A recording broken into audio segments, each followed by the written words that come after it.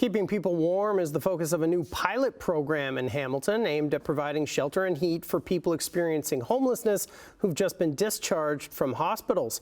As Julie Sharp tells us, there's hope this move will reduce pressure on emergency rooms. During the colder months, Hamilton Health Sciences says hospital staff and doctors struggle to find safe and warm places for patients after they are released if they don't have a home. Trying to discharge a patient to a shelter bed is often a challenge in winter, just because there's a higher need for shelter beds than what is often available. As part of a solution, Hamilton's hospital, the Hamilton Health Sciences Foundation, the Hamilton Hub, and the Greater Hamilton Health Network have collaborated to fund a new overnight warming center. It operates at the hub located at the corner of Park and Vine Street in the downtown core. We were running low on shelter space. We were seeing that there was folks who were returning to the ER every single night. Jennifer Bonner, executive director of the Hub, says the new center has helped over 50 people since launching just before Christmas. As of yesterday, we've seen about 70 folks transferred from our hospital system to our warming space.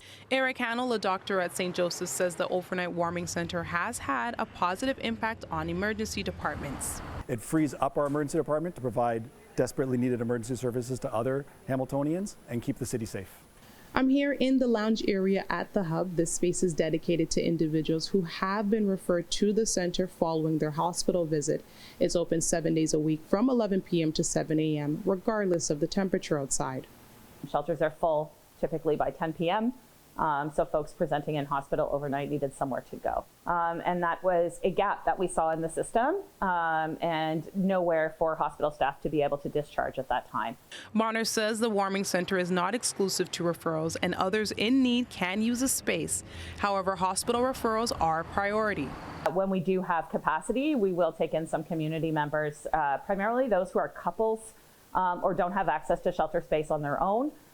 To be able to fill some gaps in here and get warmed up for a little bit.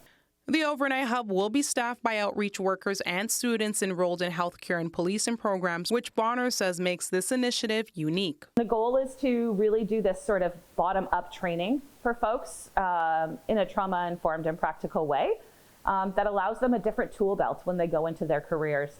The new pilot program is expected to last until March 31st. Julie Sharp, CHCH News, Hamilton.